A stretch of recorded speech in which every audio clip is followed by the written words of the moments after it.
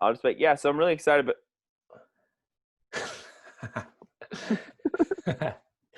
Hey, this is going on YouTube as well, so just think about what?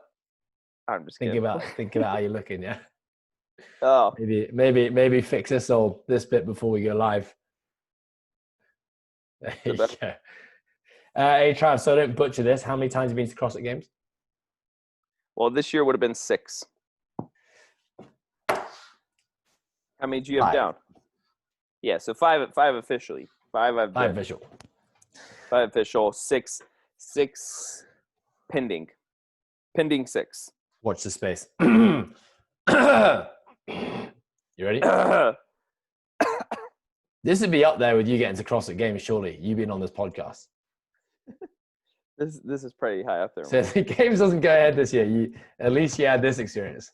Yeah, I had something good to look forward to. All right, Trav, ready to rock and roll? All right, man, let's do it.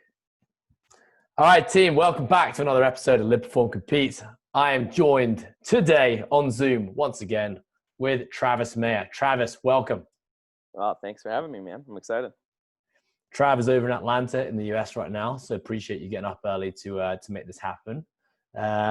We have a fun agenda planned for today's conversation.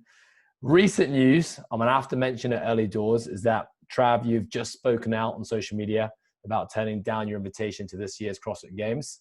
And we're definitely going to touch on that at the end of the episode. But for our listeners, Trav, could you start by giving us a bit of a rundown as to who you are and what you do?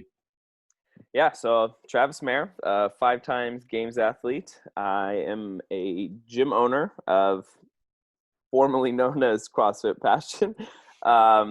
I have a lovely wife. I have 3 boys, a dog, and I pretty much just train full time and get to work out and compete for a living, which is pretty cool. All right, Trav, we met in 2016, I believe. Yeah, man, long time ago. Long time ago. Yeah, so myself and Ann, I work with Kyle Ruth, who's one of the coaches at Training Think Tank, invited me down to formerly known as CrossFit Passion, Training Think Tank. And you were in the process of prepping for the CrossFit Games. Yep, a lot of fitness going on then. A lot of fitness, not so much from myself, mainly from yourself and Ant the cockroach, who we threw in the deep end to see if you could break him, because apparently that is your thing. You take orphans and you try and break him in the first week, but Ant survived and he thrived and he's still here today. Yeah, he's thriving all right, if that's what we're calling it. No, I'm just kidding. We then made a trip back. I didn't see you for a couple of years, and then we were back last year with Ant and Tammy, prepping Ant for CrossFit Games, and of course joining you once again. So yeah, it's good to get you on this podcast, mate, and rewind the clock and share some memories. I know, it's cool. It's been a long time. I mean, I feel like you guys are always fun to hang out with. So when you asked, I was like, of course, happy to help.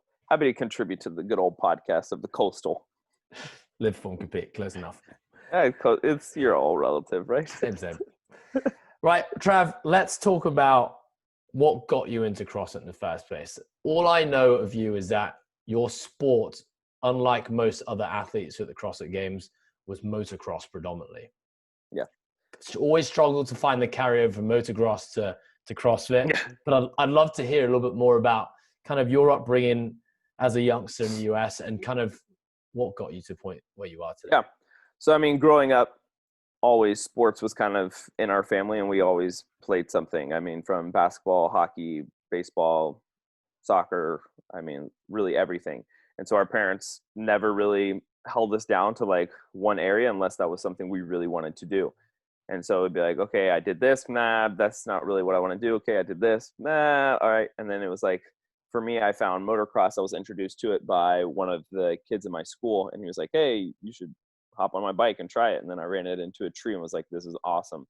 And then same kind of the feeling as CrossFit. You do Fran as the first workout, you throw up everywhere. You're like, I love this thing. But after that, I got into motocross, and to prove that I really wanted to race, my dad was like, all right, you have to raise half the money to actually buy a bike. So then I had to go out, like cut all these yards, do all this work to actually show that I wanted to do it. Cause of course, motocross is not a cheap sport for anybody that does do it. So ended up getting half the money, and then my dad got me a bike. So then slowly started racing and getting into it from that side of things.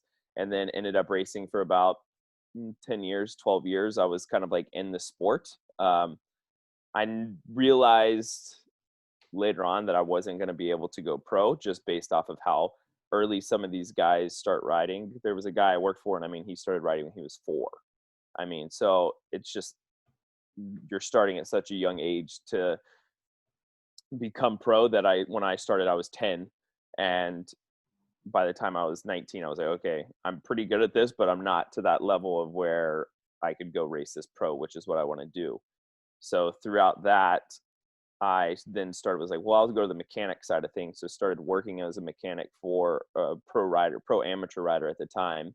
And so we just traveled the US literally in a 42-foot RV and got to travel the world and race motocross. I mean, it was probably the coolest thing ever. Like, I didn't go to my graduation. I left high school, went to that and just started. And it was pretty cool that my parents let me just go experience the world and do this. It was me and a 16-year-old, and we, I mean, of course, got into our trouble, but had a lot of fun doing it and learned a lot. And then kind of bringing it back to like the fitness side of things was my dad always made me work out if I wanted to race. So if I hit the ground at fast speeds, I'm of course getting back up and going to be able to walk away hopefully okay. So I always kind of had a love and enjoyment for working out, and squatting was always my jam. And I just always had fun with that. Of course, I always miss the bench press days. If you can ever tell from my photos, I skip bench press a lot. You and I both, buddy. And then so after that, we kind of lived in South Georgia for a little bit for a private track and our trainer that was down there. And I started personal training down there as kind of like a side gig just for fun, because it was something I really enjoyed. And then had certifications before that, because I felt like if motocross never worked out, I should have something else to rely on, which was then fitness. So started personal training. And then one of my coworkers was like, hey, you should try this CrossFit thing. And I was like, okay, what is it?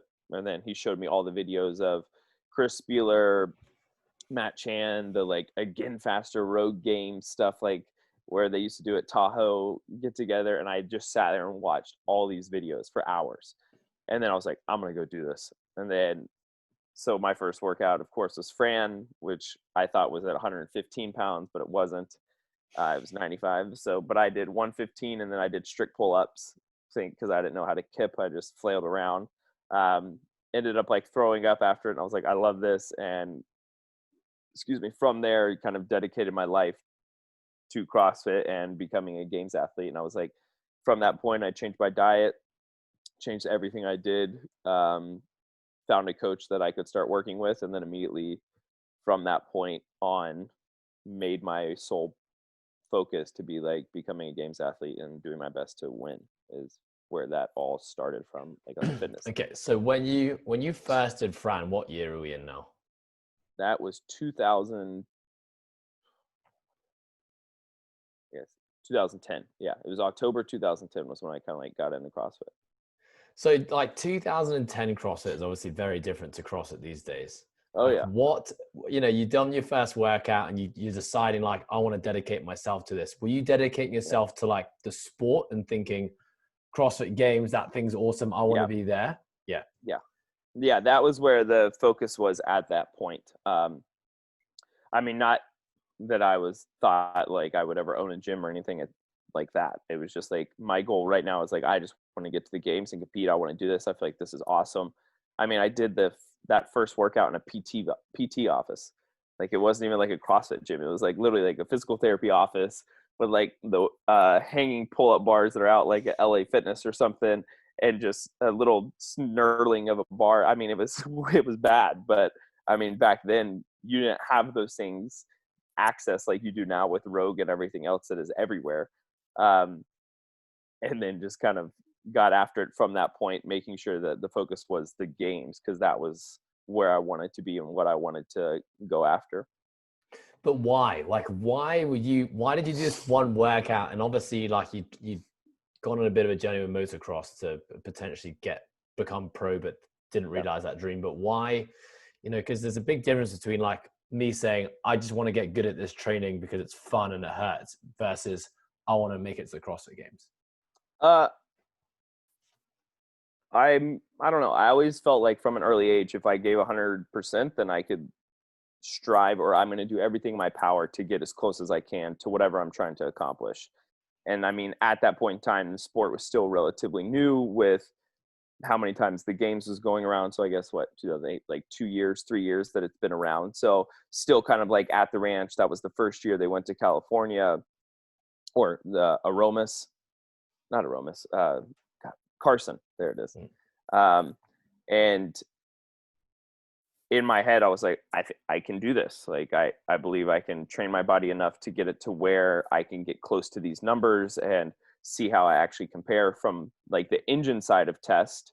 I felt like I was always fairly close and relative and put up like decent scores, but with anything strength related, it was like, you might as well just put me at the bottom of the list at that point in time. I mean, I was, I guess, 19 when I first got into that. So it's been a learning process, but I think for me, it was just try to see if you can accomplish that goal and see if you can make it happen. And then from that point, just started dedicating everything I could to it. Because when you say the benchmarks and like the numbers, was that you looking at CrossFit Games website and looking at profiles to see what everyone's back squat deadlift was, or were you on CrossFit.com looking at the things? I mean, a little bit of both. I mean, back then it was a lot of like CrossFit, and you would see just like the workouts that they posted, and then they would show like some higher level athletes' times, or I would just sit there, watch the videos. I mean, going back, watching clips from the games, testing those workouts and trying and see what happens, and just to see like how I actually compared and stack up. And then some things it was like, okay, I did really well at, and then other things it was like, no, you need to get way better at this. And back, you know, you've been working with Max for a long time now. How many years have you been working with Max? 8 years. 2012 was when we started.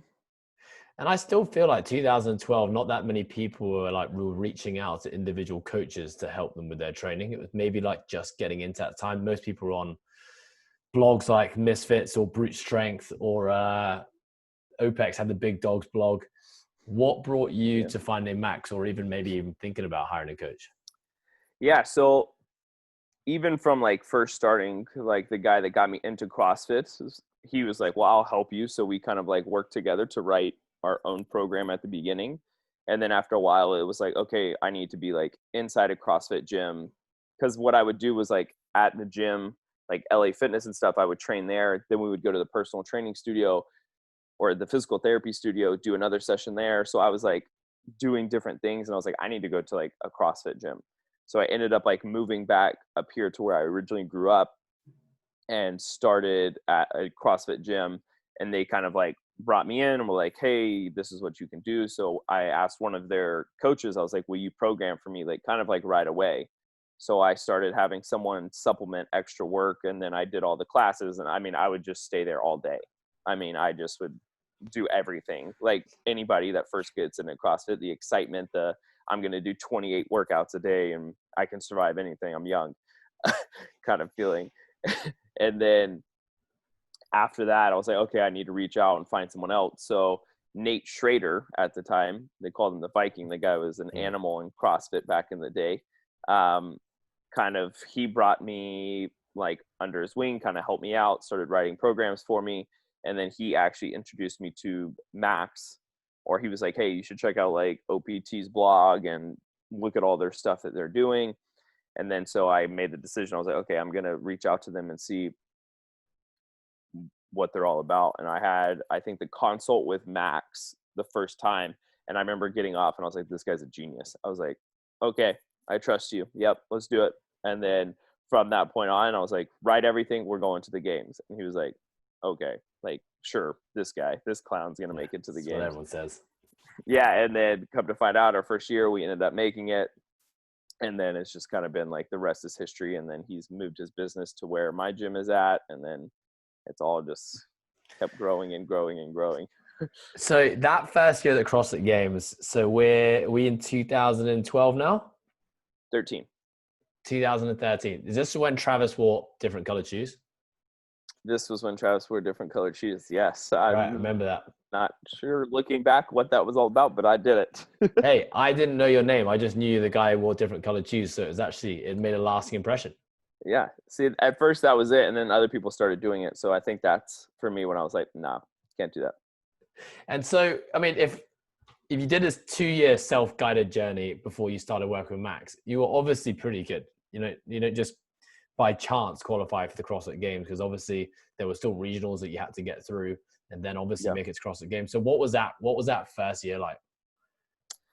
I mean, so in 2012, I like fractured my L5, and that's what originally led me to like reaching out to find someone that had a deeper knowledge base of programming around that and making that stronger and fixing that, which led to like Max originally. And then, I mean, going into regionals in 2013, our expectation was just like, well, let's see what happens. I mean, this is our first year here. Let's kind of, I'm not sure what's going to happen. Anything's possible here. So I was like, okay. So we started out the first few days, and then come to find out I was pretty close to a qualifying spot going into the final day. Then I'm in a qualifying spot. Then next thing you know, you blink your eyes and it's all done, and ended up taking second place. And it was just, it all happened so fast. Like you're not like, oh, I think I could do this. Okay. I'm in a qualifying spot. Okay. We made it. Yeah. And then it's just like all those feelings of the last 3 years that you were training for just to get that like feeling of knowing you qualified was pretty awesome. And to be able to do it with like Max and my family and everybody was pretty awesome. Now, was that the regionals where there was the 100K, the 225 hang cleans after row and the pistols? Is that year? No, that was the next year. Oh, That was 714. 14. Yeah. Um, 13 was, Jackie? yeah, Jackie. I remember I rode like a 303 or something, and then that blew me up. But I mean, it's the first workout. It was the excitement. I was like, I'm rowing way too fast right now. And then what was that first year at the games like? I mean, I went into a no expectation of being like, oh, I'm going to go win. Like, of course, that's what we all want. But I didn't know what to expect or what was going to happen going into the games. I mean, I think for me, it was a eye-opening experience of I need to get better at things and my gymnastics needs to get better. But I mean, it was pretty cool to be there, soak everything up, have your name on everything, be in California. I mean, it was to do it and qualify. It's just like it's a really cool feeling to know like how hard you worked for it, accomplished it, and then you're actually there to make it happen. And I mean, we got to row a half marathon back then, and like now if you were to say, hey, do it again, I'd be like, oh, I don't even know how I could row that fast like I did then. It's just like it's all different, like being in this scenario and situation of the games. But it's pretty awesome, like thinking back now, that enjoying that experience. Like I soaked it all up, I took it all in, and then each year try to make different steps to keep improving upon that. And then when the games finished that year, like what were you thinking that the moment it finished? Let's go train for 2014. I was like already ready. I was like, let's do it. I'm excited. And I think usually that happens kind of most of the time when I finish competing. It's like it has me even more fired up because I want to attack these weaknesses. I want to get better at certain things so that if those things come up again, it's not going to happen where I can't do a pegboard or I can't do this or I can't do that. Like I want to keep improving and striving to get better. And after that first year, it was like, okay, we're back to the drawing board. This is what we need to do. This is what we need to do. And then it led to 14 and 16, 17, 19, and then pending 2020. Okay, well, I noticed you didn't mention 2015 there, Trav. I didn't mention 15 or 18. All right, so let's talk about 2015. It's every 2 years. Apparently, my wife's like, "Why do you have this 2-year thing going on? You need a break every 2 years."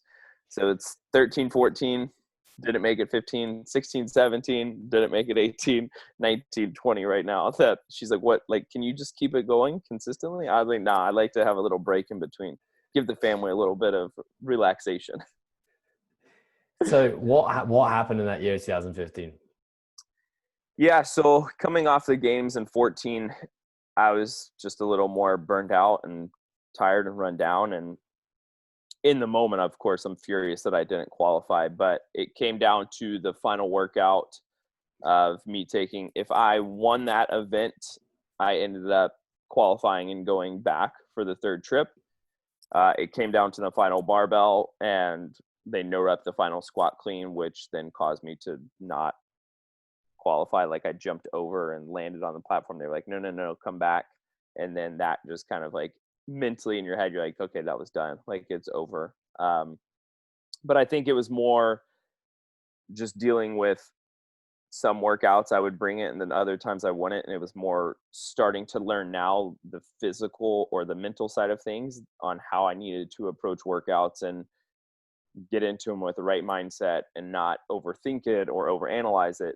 But I would just focus on, okay, I know this workout's going to be tough. This is going to be really bad for me. Like I need to figure out ways I can make it easier, whatever it is that I was trying to get my head wrapped around. But it was Tommy V was probably the one workout where that was like the big hit on like the leaderboard with the scoring, where when I did that testing, I crushed it. But then there, I just like kind of blew up after Randy the first day, because it was Randy, then Tommy V. And going into Tommy V, I dropped the thruster bar a lot. I just took longer breaks. I just was kind of like zoned out of it almost. And looking back, of course, that's dumb. Like it happens. But I think I was just tired, and honestly, I don't want to say I needed a break, but like my body and mind were just like, you need to calm down and figure out a different way to approach this, because I was getting beat up mentally, physically, just kind of like, I need to step back. So not qualifying, I feel like kind of gave me a reset button of like how angry I was not qualifying, that it like then fueled the fire even more after that,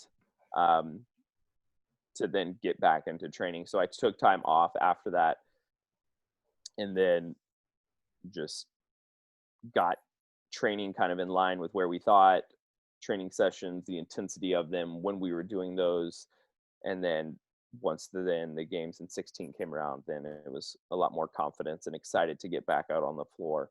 I mean, because it is a long year, right? So like back then there wasn't all these individual events throughout the year that you could go to and see how your fitness kind of is at. It's like, okay, you have the open in February, you have the regional in May to July, wherever it is, and then you have the games. And so it's just like, it's a long spread out time. From like the open, you're going hard conditioning to get ready for those type of tests, and then you have regionals, which is usually heavier and higher gymnastics, and then you have the games, which is just everything. So it's being able to still learn how to touch all those things early on, and then still not burn yourself out by doing too much by the time you get to the games and that point. I mean, I feel like, having watched, you know, from afar and speaking to you and speaking to your coaches, you had this, I don't know if reputation is the right word, but you were like Travis, and Travis going to win some events like in glorious fashion. And then Travis going to be like nowhere to be seen in another one. And it's always going to come down to last day and the last event, where it's basically going to be make or break for Travis Smith. Yeah. You know, I like to keep everybody on the edge of their seats a little bit. You know, I like to make it a little nail biter, make everybody a little nervous. I mean, no, I wish it wasn't ever the case like that. I think sometimes I just have moments of just checking out. I mean, I think in the last few years, that's definitely not been the case. It was more in the early years of competing and training, just learning how to like get over that hump of being held back almost to a degree, like not believing 120% in myself that I was like capable of doing it, or I didn't deserve to be there, or whatever the reason may be, but just like finding a way to get over that. And in the last few years I have, but coming down to regionals, I think it was 3 years I did it in a row, or 3 years where it was like back to back. It came down to the final workout. And then 2 of those times I made it happen, and then 2 times I didn't. So, I mean, it would be nice if I could just get my act together the first couple days, and then it wouldn't be so stressful on the final day. But I feel like I get warmed up by the 3rd day. You know, I'm slowly getting more and more warmed up. My body's getting sore. I'm starting to feel more like normal. So, I mean, are we saying that the biggest changes that came from the year when you didn't qualify, 2015, 2018, was it more that the training that needed to change and you had to fill holes in your game as an athlete, or was it more like the internal psychological mindset piece that was where you made the biggest changes? Yeah, I think it was the internal stuff more. I mean, I always trust Max in our programming and what we were doing. And it was, I mean, the numbers I was hitting back in 2013, like I snatched 275 back then. I cleaned 370. I front squatted 420. Like I jerked 360. Like, so my numbers back in 2013 were still almost better than what some of them are now. Like it, but it's like the mental side of things for me, like during certain training sessions, making sure I'm understanding what the sole focus is going forward in that and how I'm going to approach it. Okay, if you have a bad workout, you need to just let it go and move on. Like it's done. Like you can't dwell on it. You need to move on. You need to keep your focus ahead on the next workout. And I slowly just started learning to like let those things go, not dwell on it as much.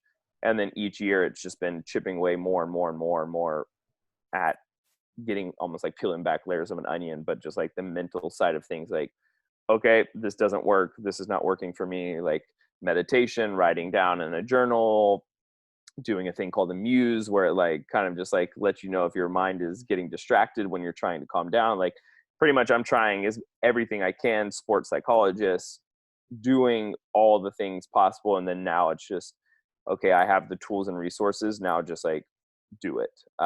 And I think a lot of it for me was in 2018 going or when Dave asked me to be on the demo team, I said yes. Was probably one of the best experiences mentally to see what happened as an athlete, like looking in from the outside. Because I never went to spectate events, like regionals and stuff. There was only like one regional I went and watched, like another regional where I went and watched Will Morad compete. But other than that, I didn't go watch the other event. So being at the games in 2018 on the demo team, being in the back behind the scenes, and then watching the amount of pressure that the athletes would put on themselves to do a workout, then made me realize like, oh man, you are just pretty much weight just adding to your shoulders over and over, like before you're going to work out. Like I remember I flew to Madison, got off the plane, went to the venue. Paul Tremblay picks me up. He's like, are you ready to work out? And I was like, huh? He's like, all right, Dave's going to probably have you do a workout as soon as you get over there to the field. And I was like, okay, sure. And then Dave gets over there and he goes, hey, you got 5 minutes to warm up. He's like, I was like, huh?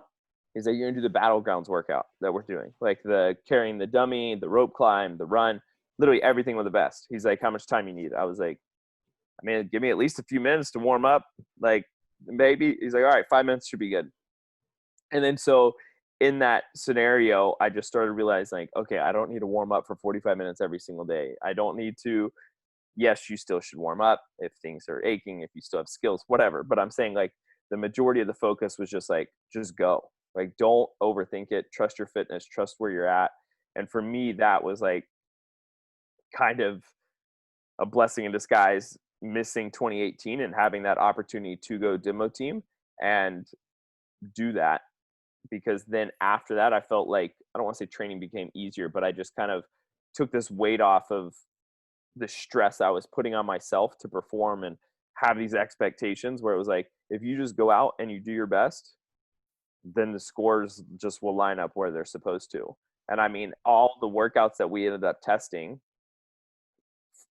like we did team workouts and individual workouts, and the individual workouts I ended up doing, I still had extremely good scores, if not top. And so I was like, okay, so you're adding, and I mean, I did it the same setup. Yes, I didn't do the 4 days before. I'm not comparing that and saying that, but I'm saying like the mindset of just going into the workout with that no expectation and it is what it is and you can't change it, helped me, I feel like, grow as an athlete and now apply that to kind of everyday training competitions that I just go into it and I'm like, all right, let's do it. And then I'm just usually ready to like go. I don't overthink it as much. I'm not sitting there like at night, like, oh my God, I can't think.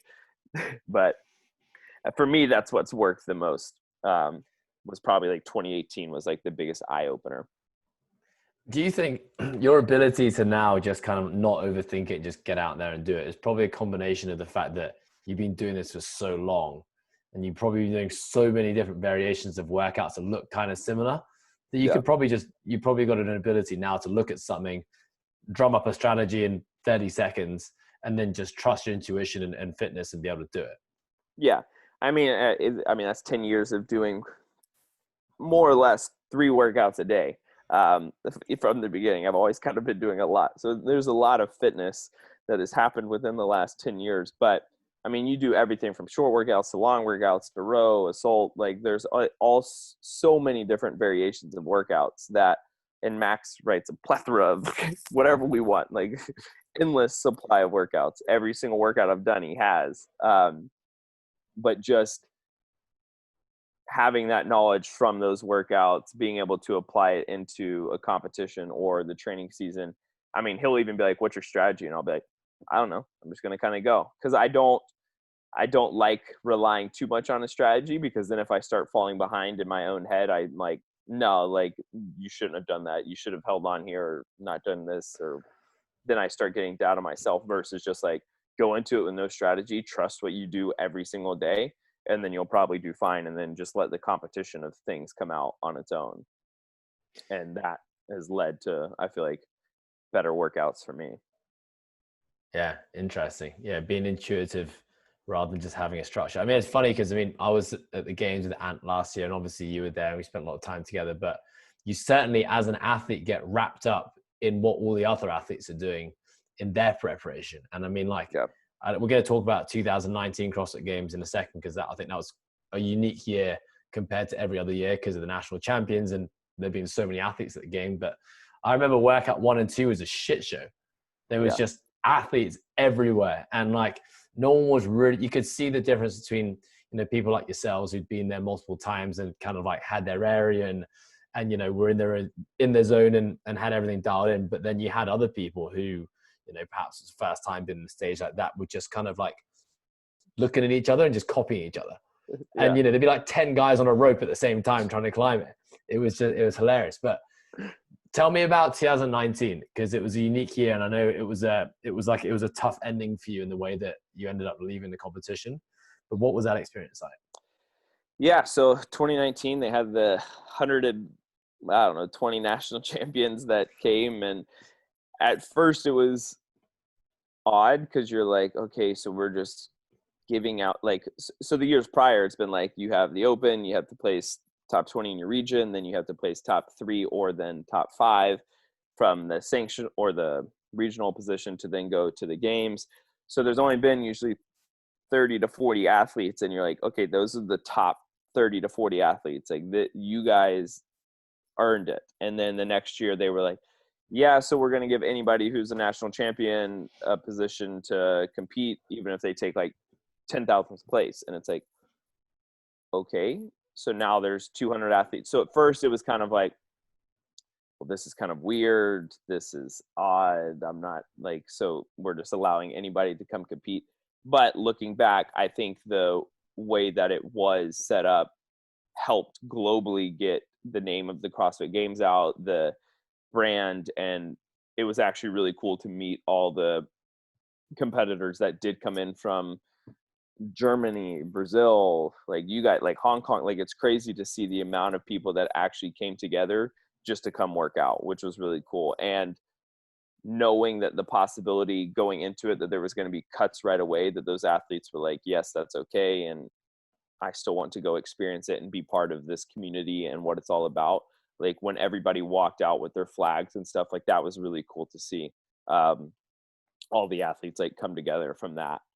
Then on the competition side of things, I think they did it the right way with having cuts after each workout. I mean, I think when you got to the 30, 40 range of athletes, there should have been more tests for those athletes to actually separate, like to give it just one individual test for, say, a strength event is like, hey, then you're gone. And then, hey, you have a running event and you're gone, where it's not really like an even playing field. Like the first workout was like pure CrossFit. Like running, legless rope climbs, snatches, which was a perfect test for 180 athletes. Like they figured out how to make it a good test for that many athletes. And then after that, it just became like a little different on the events where it wasn't as spread out, more or less. Like there wasn't heavy barbells. There wasn't anything to separate the running and the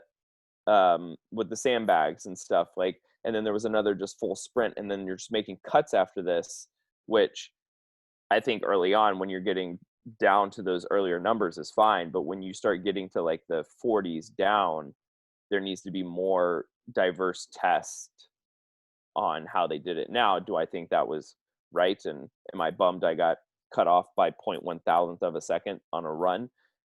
Yeah, I was extremely furious of it. But I could have done better on other events, which would have set me up to not have that happen in the first place. So as mad as I could be, I'm like, okay, well, you could have done better here. You could have placed 2 seconds better here. You could have run harder on this event with the sandbag and moved 2 places up, and you would have been fine. So there's multiple areas to look at it. And I think this year was going to be very interesting with them now taking out the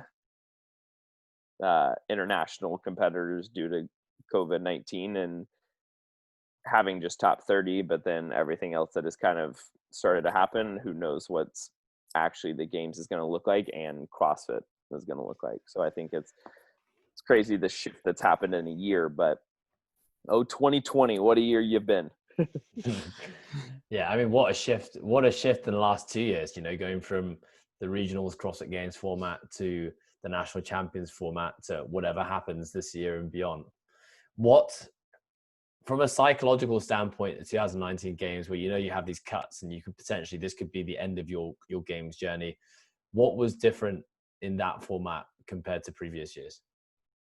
I mean, you just have to make sure. So in the years past, it would be like you could have a slip up and still come out and do pretty well at the end of the weekend by finishing strong, not having any more mess ups or whatever it could be. But if you had a slip up with 180 athletes, like you're cut.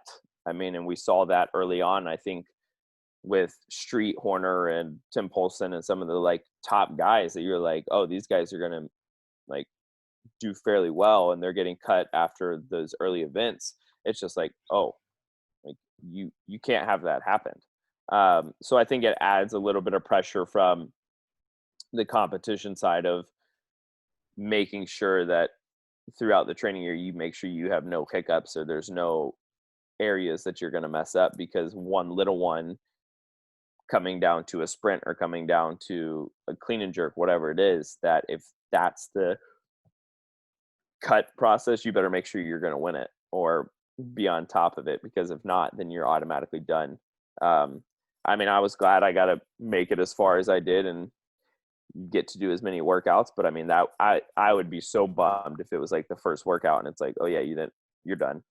But in the years past, it's been like, okay, you had a bad workout, but then you still have 12 other events that you can come back from. Like you have 12 other opportunities to capitalize on that bad event that you just had. And I mean, you look at all the previous podium people, there's probably one workout besides probably like Frazier or something that actually has like a bad event, like a 15th on or something. Like, so from that side of things, you just have to make sure you're on top of your A game the whole time. So it just added a little bit more pressure of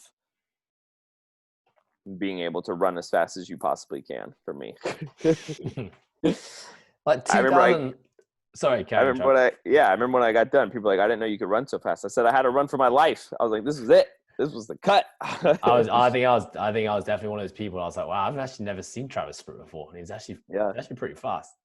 Yeah, I'm only fast when I want to be. I like to keep that contained a little bit. Well, and it's not very often that you're doing just a full-blown sprint. No, that's true. 2019 was just generally a good year for you. I remember that in the lead up to the CrossFit Games, in all the sanctioned events, I think it was Dubai. What were the other ones you did? Oh, Wadapalooza, you did really well in. Yeah, Dubai, I took 4th, which was pretty good that year. Then Wadapalooza second, Granite Games one, Rogue I took fifth. And so it was a pretty good lead up to kind of know where I was at going into the games. And I feel like mentally it was probably the best I've felt kind of all around going into a competition. Um, and then when I did get cut, it was just more of a bummer knowing I couldn't have the opportunity to execute on more workouts to really show what I thought I could do. Where if you took top 10, you had 7 more events versus 4 events that cut down to the top 20. I mean, I'll say that there was definitely a difference in Travis Mayer from 2016 when I went out there to when we came back in 2019. And what is that? No, your hair was better, number one. Yeah, that's rule number 1. You developed a tan in 3 years. Yeah, that's not there now, still, but it was there in 2019. But I think speaking to you, I remember asking you at one point, and I think you'd had a new realization on what was driving you to want to compete. And I think I remember it being to do with the kids and the family. Yeah. But I would really like you to expand on that. And I think it was something like a realization and a mind shift as to like, right, who am I doing this for and why am I doing it? Because I mean, to be competing at the CrossFit Games for as long as you have, and to still be on that journey 8 years later after starting, like, there obviously is a drive somewhere down that keeps you coming back. And I've also heard you say, this is it. I think I'm done. I think I'm done after this. And then like, I'll speak to you in 6 months or a year and like, you're more fired up than ever. So like, what's happening there? Oh, who knows, man? No. So, I mean, I feel like when you first start out, like the goal for me was originally just get to the games. Like that was like in 2012, 13, the focus was get to the CrossFit Games. Like that was like the podium spot for me at that point in time. Like it's 19 years old. I'm like, yeah, I just want to be at the games. Like that's what I've been watching. Those are the athletes I want to compete against. Like that's what I want to be.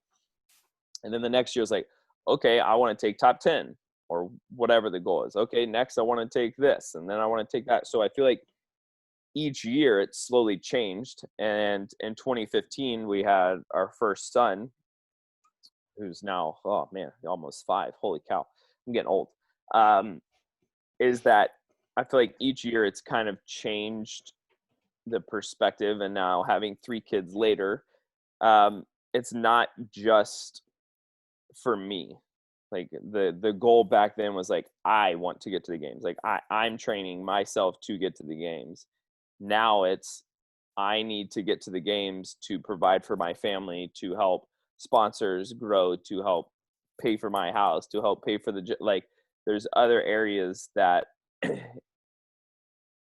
of get wrapped together. And for me, they're my motivation. And if I'm sitting back and showing that I'm not giving 110% and I'm not trying my best, that I'm letting them down back home. So like they don't come out to the games because my wife's a teacher. So like that's the first week of school. Then just having the 3 boys, there's a lot that goes into, of course, traveling with a family of 5. If you guys have 5 people in your family, you'd understand. But if not, it's knowing that they're here and they're sacrificing like all the hours that I'm in the gym training, the time that my wife is giving up doing her schoolwork so that I can get a workout in, and getting up with the boys in the middle of the night if they get up. Like that to me is what motivates me to keep going harder and harder every single day in the gym, so that I can keep doing everything possible to provide for them as a family. And when you get in a middle of workout and you're just kind of like wanting to slow down, that trigger of like, look, remember why you're doing this. This is, you have to push through this, because this 5 minutes of pain is nothing that compares to letting your family and spouse down, that you came up short on a competition, or you're not accomplishing your goal, or regardless, however the chips may fall, like you went out giving your best. And I can usually walk away and be like, okay, that was everything I had. That was the best I had. And I'm content with it. And then usually it's a better result when you're walking away with that kind of feeling. So I think for me, it just changes a lot. Yeah, it's always shifting. How do you do what you do with 3 kids though? Because I mean, look, the shift in CrossFit over the last, 3 years ago, most guys and girls were holding down coaching jobs, owning affiliates, and that was like deemed to be a lot for an athlete to do already. And then Yeah. like these days, a lot of the top guys and girls have sponsors who are, or are thriving enough in the sport to be earning enough prize money to sort their livelihood out. But, it's not that often that you see guys or girls with big families. You have your own affiliate, ex-affiliate, Yeah. CrossFit Passion. How do you balance that? How do you balance that all? Yeah, I mean, one, you have a good partner. I mean, my wife steps up a lot and does a ton from regards of like helping with the boys and getting up in the middle of the night so I can keep sleeping and make sure that I'm rested. She's like, I'm okay if I'd lose a little bit of sleep compared to you, where like you have to be 100% and ready to go. And early on, that's kind of been the pattern we've kind of worked well with, and we have a good strategy in how our schedules line up and work. And I mean, there's days where I'm like, okay, I don't have time to get in all the sessions that I need, but I'm not going to neglect hanging out with my kids and teaching them certain things and watching them grow up because I'm working out. So for me and our schedule right now, it's kind of weird because coronavirus and she's been at home, not having to go to work, is I wake up, I do a conditioning piece more or less fasted. Then I take the boys for a couple hours, and then she does like her schoolwork or whatever she needs to get done. And then after that, I head to the gym, I'll coach, work out again, come home, usually try to do about around like 3, come home. Then like the boys and I will go outside and play for a while. She'll come out, we'll go on family walks, whatever. We'll go to the park, and then she'll do like more schoolwork. And then we all sit down and have our dinner. And then I'm usually done training at that point in time. And then we kind of enjoy the rest of the night. And that's kind of like a structure that has worked for us.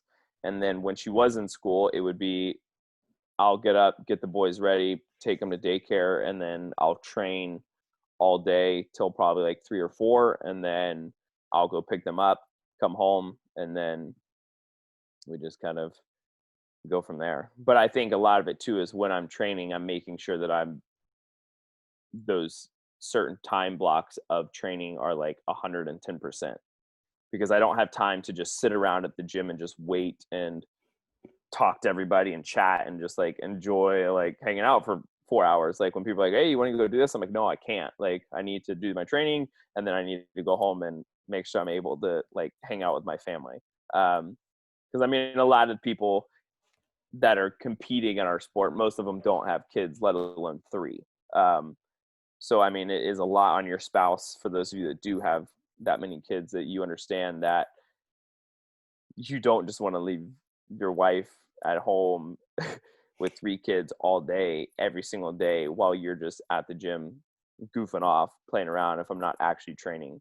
So it's like I've kind of tricked out the garage a little bit more. So I kind of had everything here, but I got a few extra things. Like I hung rings up and the pegboard up in our garage. So, I mean, from all the equipment that I already had, I have everything here that I would possibly need to do any sort of session. So if there's a day I can't go in when the boys go down for naps, I'll just go do a workout, and then kind of just, you make it work. And then don't get upset if the routine is broken, because the routine gets broken a lot with kids. They'll be like, oh, this day it was like this. Okay, the next day is not like that. I mean, there's multiple days I've been mid-session and then I get a phone call from like daycare, like, hey, your boy's sick. Can you come get him? I'm like, okay. And you just like stop what you're doing, you let it go, and just like your kids, like my family is way more important than competing in CrossFit ever will be. So at the end of the day, just making sure like that side of my life is enjoyed and well balanced to my athletics. Okay, maybe you can't answer this question then, but how much longer can you do this for? I mean, maybe there's 2 things. Maybe maybe there's one, there's the uncontrollable family side, which something may just happen. But then obviously I just keep having kids. You just keep on having more boys. Or there's a biological part, which is like how much longer can your body handle this? And then there's the psychological part, which is, how much longer can you stay fired up to keep on putting in the work and putting yourself through the ringer like you do? Yeah. I mean, what's funny is like fired up, like there was a comment stated, I'm not going to, it's personal, but there was something commented and immediately flipped a switch, and training the last few months have been through the roof. It's probably the hardest I've trained in years. Going into a competition, like prepping for the games, is so for me, it doesn't take much to get me going and like fire me up to get me motivated. I mean, like I ended up like losing 10 pounds. I was like, okay, I need to be slightly leaner for gymnastic stuff, but I'm still maintaining my strength.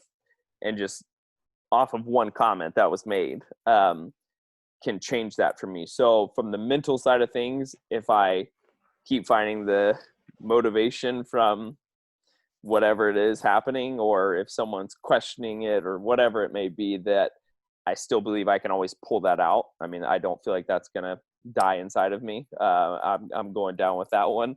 And then physically, I mean, I feel pretty good for the most part. I mean, of course, there's always like aches and pains. Like, I mean, what we do is a lot, and it's a lot on the body. But I feel like we've always been pretty smart with how we taper back, or as soon as I start to feel something, I just ease up for a little bit, and then it usually gets better. Like I had a little like elbow thing, and it was like, okay, take like 2 or 3 days back and just do some cyclical stuff and kind of enjoy training for the next 2 days and stay off of it. And then it was better. So it's like, if I listen to my body, it usually responds fairly quick.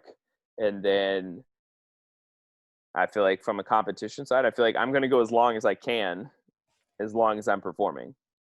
I'm like, once I stop performing and can't compete or hang, or other things are piling up on top of each other, then that's when I'll kind of step back and be like, okay, that was it. Hopefully a few more years. I mean, I'm still 29, so it's not like I'm not that old. I'm not like you or anything, but yeah, that's true. Gets better, buddy. Life starts at 30. That's what they keep on telling me. Yeah. Hasn't started yet. Well, okay, I Trav. feel like everybody says that with dad strength. They say the more kids you have, the more strong you get, but I don't know if that's the case. I feel like I hope that's the case. I really do hope that's the case. I've been on a steady decline ever since I started training. 10 years, getting weaker every year. All right, well, Trav, this is a good time to talk about this year then. So, as of yesterday, I believe, obviously we've there's been some strange times in the last kind of 3 to 4 days, with statements released by Greg Glassman and how that's kind of caused a ripple effect in the CrossFit community. And obviously there's been a lot of things which has affected myself, and I know yourself as well as an affiliate, and having to make some decisions there. But I do know that the first people to kind of speak out on their participation at the games was Chandler and Noah, who are both really good mates of yours. And then, today I know I saw that you joined the movement as well, and you're going to be pulling out, withdrawing from the 2020 CrossFit Games. And, having just heard that you just put in an unbelievable shift in your prep for the CrossFit Games. I think I heard you just PR'd you clean for ages, that you hadn't done that in ages, and things are going really well. What does this year hold for you? Yeah, I mean, I think that's a good question. I mean, we all go into it with a plan of what's going to happen and not thinking that will change. And I mean, as everybody in the CrossFit community knows right now, it has been a crazy few days and weeks, to say the least.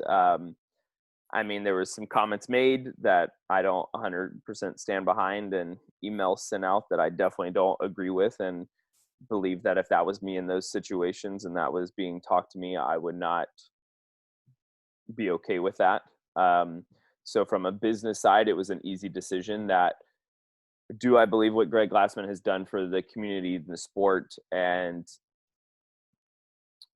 an overall health side of things has been tremendous? Yes. Do I believe that the statements and where his values and stuff are going now represents the same thing that we as a whole in the gym represent? I don't believe are in line with each other anymore. And for us, that was stepping back and kind of taking the CrossFit name out of CrossFit Passion for now and not associating with that.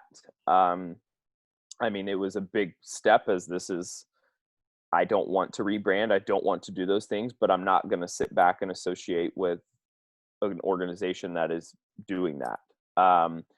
So then became the tricky part with the game side of things was if I'm saying as an affiliate owner, I do not support this and I do not stand by this, how can I then go compete under that same sort of leadership and ownership of the games? And that's just kind of like a lose-lose if I'm saying I'm de-affiliating and I don't support this, and then I'm going to go over here and do this because it's personal.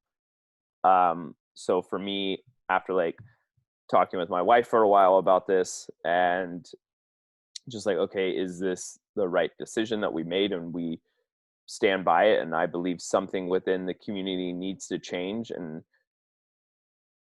me going to the games this year is dependent on if something will change with Glassman or with how they want to go about it, or it's a players union. Something needs to change within the sport that leads us to a better setup, more or less, for the athletes, for the community. I just believe you can't come out and just say, I mean, I believe freedom of speech, you can say whatever you need, but then at the same time, like as an organization representing 13,000 affiliates, there's better ways to go about some of the things that were said and stated. In the apology, I don't stand behind that it was appropriate. So it's just kind of, it's an awkward situation. And I mean, it's my livelihood, it's sponsors, it's like, this is what provides for my family is me competing and knowing that that's what I'm stepping back. And if that means the year is done right now, then the year's done and I'm okay with it. I stand 100% behind what I did and what Noah and Chandler and Christy have done. And I believe that if we all stand together and make a point that this is not okay and acceptable, that something hopefully will change. And if it doesn't, then I mean, that's just, it is what it is.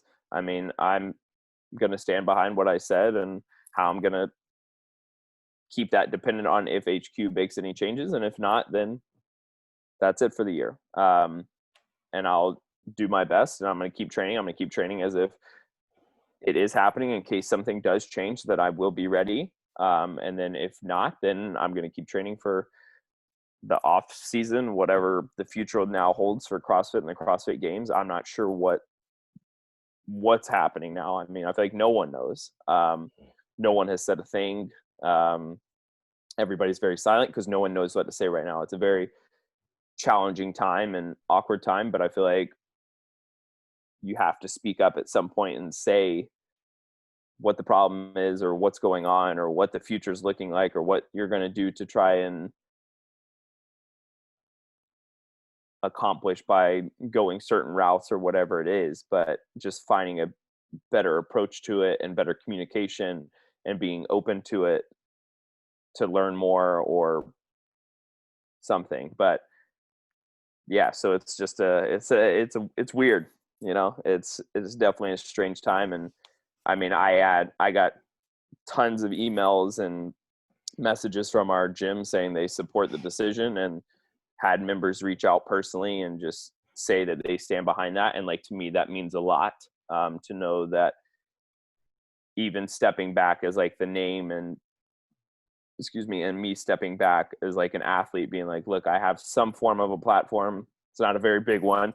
But I have some form of a platform and I've dedicated my life to this brand and trying to compete in this sport, that I'm going to just step back and take the year off is just something that I'm okay with, because I believe in what at some point in time, you just have to take action, and stand behind what you're actually saying.